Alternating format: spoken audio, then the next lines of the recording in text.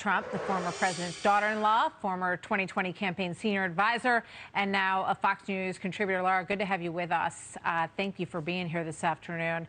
I want to start with the characterization of what happened and what didn't happen in the early morning pre-dawn hours yesterday. This is Joe Scarborough's characterization of it on MSNBC, and then we'll get your take. Watch. One thing we don't have to wait to be able to pass a verdict on was whether Donald Trump's statement yesterday was truthful or not. It was just packed with lies. That's not a surprise. It wasn't a raid on his house. No doors were kicked down. In fact, the FBI notified the Secret Service saying, hey, we're coming over and we're going to do a search. It's a legal search. I know Donald Trump doesn't give a damn about the rule of law.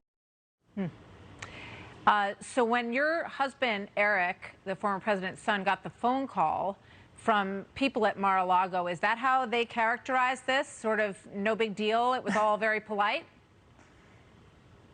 Well, I'm not exactly sure how they characterize it, but what I'll say to Joe Scarborough is if somebody decides to just show up on your doorstep and go through your personal belongings and violate your privacy, I'm going to guess that you probably would consider that to be more raid-like than, you know, like sunshine, lollipops, and rainbows, as though, you know, we should believe anything that he says.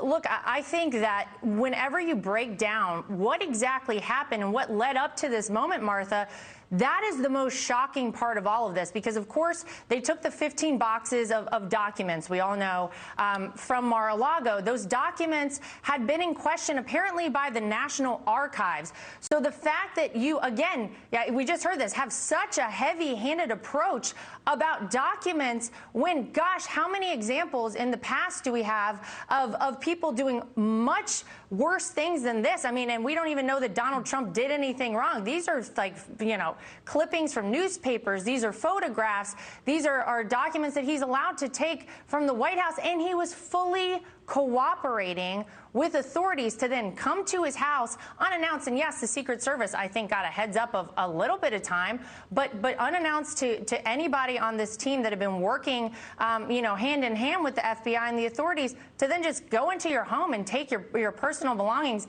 Man, that's pretty aggressive. Yeah. You know, there's a grand jury investigation that's going on. I spoke with Andy McCarthy earlier, and he doesn't believe that this is about a request from the National Archives. He thinks that that's what's being used as a pretense to go in and essentially, you know, put that fishing net out there and see what they can get for January 6th. Do you agree with that? Does the family agree with that?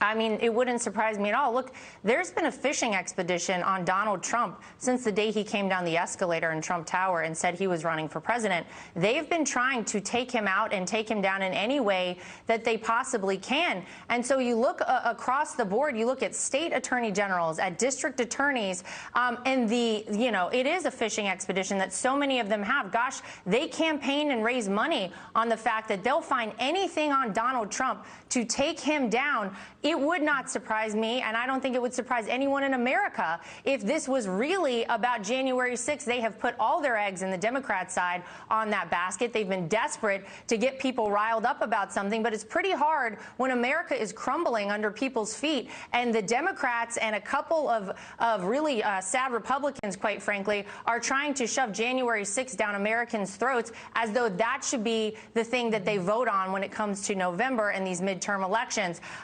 Whatever their rationale for doing this, the fact that no one has come out and actually talked about it, the fact that you don't get a straight answer from the White House on it, we haven't heard from the Attorney General, from anyone on this, I think sends up red flags to Americans all across the country, because I've said this before, I'll say it again, if it could happen to the former president, think about what they could do to you. So what's the reaction, you know, 24, more than that, hours later from the president, the former president? And do you expect that we are going to hear from him? Is he going to speak? I know he's meeting with the Republican Study Committee at Bedminster today. Does he want to make a public statement? I haven't talked to him about a public statement, Martha, but, you know, I think he made his feelings known yesterday. He put out a statement. He put something out on Truth Social. And, you know, just like anyone that loves this country, to see such a violation of someone's rights. And, you know, this is obviously so political. And the motivation here, I think, is so obvious to people. It is to disqualify a candidate for president of the United States who hasn't actually announced that he's running. No one knows what Donald Trump is going to do, but they are terrified in the establishment and on the Democrat side of Donald Trump because, let's be honest, he is not one of them. He's never played their games. If you thought his first term was pretty good, wait till he gets a second term if he decides to run for president, because I believe he will win. They know it, and they are terrified of him. They're ready to stop him in any way they possibly can. Does he have in his possession the search warrant? Because I got mixed reports on this, whether or not he was ever served any document that said what they were looking for. I've just got 20 seconds here. To my knowledge, Martha, no. I do not believe that he has anything like that, no. All right, we will see. Laura, thank you very much. Good to have you here today.